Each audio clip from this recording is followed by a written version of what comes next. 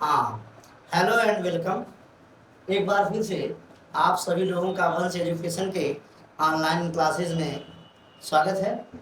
और जैसा कि मैं आपको पिछली क्लासेज में चर्चा कर रहा था अंकगणित के आधारभूत प्रमेय के ऊपर, और अंकगणित के आधारभूत प्रमेय के ऊपर जब मैंने बात की थी तो मैंने आपको बताया था कि अंकगणित का आधारभूत प्रमेय ये कहता है कि किसी भी भाज्य संख्या को अभाज्य संख्याओं के घातों के गुणनफल के रूप में अद्वितीय रूप से व्यक्त किया जा सकता है।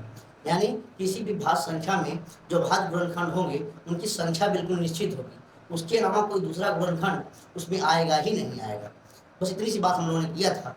और फिर मैं बताया था कि हम जो है अंकगणित के आधारभूत प्रमेय का इस्तेमाल का यूज जो हम लोग करते हैं वो दो से ज़्यादा संख्याओं का एलसीएम और एचसीएफ ज्ञात करने में करते हैं।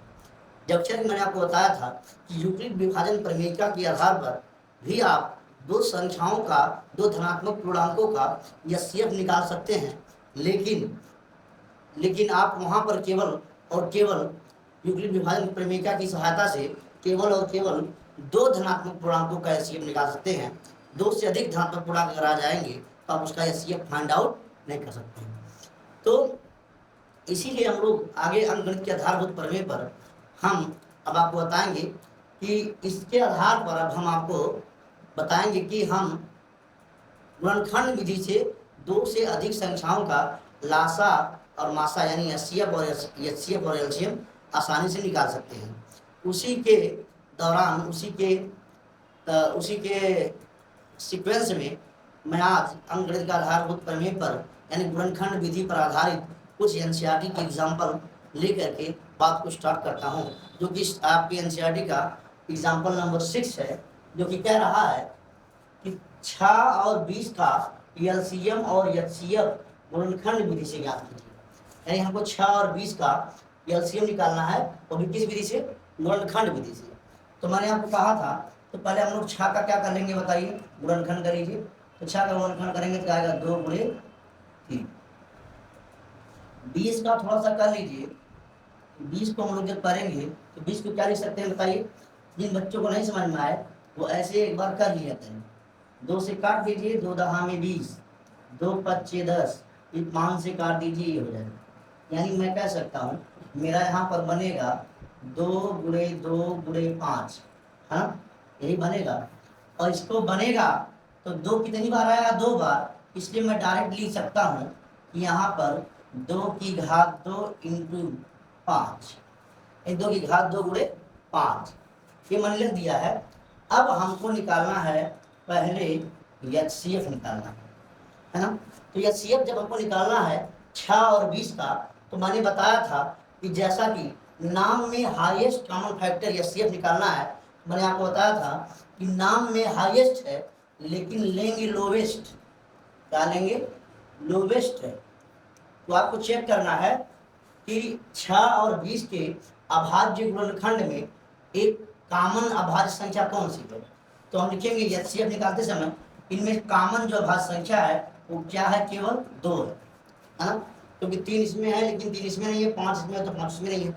और हमको एचसीएफ निकालने के लिए दोनों का कॉमन देखना है, और कॉमन अभाज्य संख्या मुझे 2 दिख रही है। 2 तो मैंने लिख लिया, लेकिन हमको निकालना है एचसीएफ। और एचसीएफ में जैसे नाम में हाईएस्ट है लेकिन लेंगे लोवेस्ट। आप कहेंगे गुरु जी क्या लोवेस्ट? तो लोवेस्ट लेंगे इस संख्या की पावर। तो यहाँ पर देखिए 2 की पावर यहाँ 2 है, यहाँ 2 की पावर कुछ नहीं तो क्या समझेंगे बताइए? 1 है ना। तो यहाँ 2 की पावर 2 और 2 की पावर 1, हमको तो लोवेस्ट लेना है, इसलिए लिखेंगे 2 की पावर 1, तो आंसर आ जाएगा 2। लीजिए भाई साहब, ये हो गया आपका एचसीएफ किसका? 6 और 20 का। अब हमको निकालना है एलसीएम। और जब एलसीएम निकालना मैंने आपको दिखाया था, तो मैंने बताया था कि किन्हीं भी दो संख्याओं का या जितनी भी संख्याओं का आपको एलसीएम निकालना पड़े तो सबसे पहले उन दोनों संख्याओं के गुणनखंड में जितनी भी अभाज्य संख्याएं आई हैं उन सबको लिख लीजिए। तो कौन कौन सी अभाज्य संख्या दिख रही है आपको? 2 दिख रही है, 3 दिख रही है और 5 दिख रही है। तो लिख लीजिए 2 गुणे 3 गुणे 5। लीजिए साहब, लिख लिया मैंने। अब जैसा कि हमको एलसीएम निकालना है और नाम में लोवेस्ट है इसलिए लेंगे हाईएस्ट। क्या लेंगे भैया? हाईएस्ट। नाम में लोवेस्ट लेकिन लेंगे हाईएस्ट। आप कहेंगे गुरु जी क्या? कहेंगे पावर। किसकी पावर? जो आपने लिखा है। तो बताइए, यहाँ भी दो, यहाँ पर भी दो, लेकिन सबसे बड़ी पावर कौन सी है? सबसे बड़ी पावर हमको लेना, हाईएस्ट पावर लेना है। यहाँ 2 की घात 1 है, यहाँ 2 है, तो हम कौन सी लेंगे भैया? 2। क्या लेंगे? 2। यहाँ 3 है, यहाँ 3 की घात 1 है, यहाँ तो 3 है ही नहीं, कोई बात नहीं है, नहीं है तो हम सबसे बड़ी घात तो 1 कहेंगे। यहाँ 5 है, ये 5 की घात 1 है, यहाँ नहीं है, कोई बात नहीं, 5 की घात 1 ही लेंगे, है ना? तो अब हमारा आंसर आ गया। लिखेंगे 2 दूनी 4 गुणे 5 तिहाई 15 और बेहतरीन आंसर निकल के आएगा 60। लीजिए भाई साहब, हमने अभाज्य गुणनखंड विधि से हमने क्या किया? 6 और 20 का एलसीएम और एचसीएफ आपके सामने निकाल के रख दिया। अब यहीं पर आपको मैं 1 करोड़ की बात बताने वाला हूँ। भाई साहब 1 करोड़ की नहीं, बल्कि अमोल बात है और बड़ी इंपॉर्टेंट बात है, और यहाँ पर मुझे लिखना ही पड़ेगा नो, वो हरी वाली नहीं, इंपॉर्टेंट वाली। इन नोट मुझे लिखना ही पड़ेगा, और बड़ी इंपॉर्टेंट बात है। 2 धनात्मक पूर्णांकों का जब एलसीएम और एचसीएफ निकालते हैं तो एलसीएम और एचसीएफ और उन संख्याओं के बीच में एक संबंध, एक रिलेशन, एक फार्मूला होता है। उस फार्मूले को मैं आपके सामने डिस्कस करूंगा। वो होता है, जैसे मान लीजिए कि माना 2 धनात्मक पूर्णांक, 2 धनात्मक पूर्णांक ए और बी, 2 धनात्मक पूर्णांक ए और बी है, उसका जो रिलेशन होता है वो क्या होता है?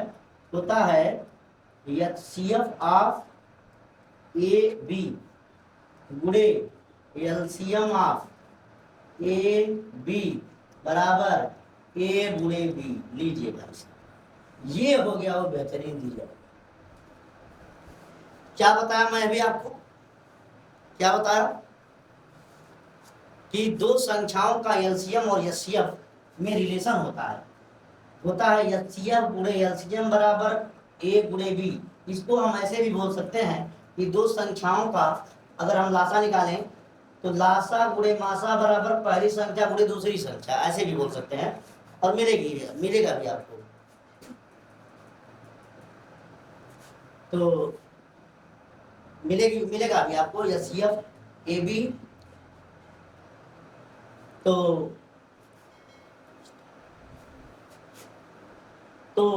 एचसीएफ गुणे एलसीएम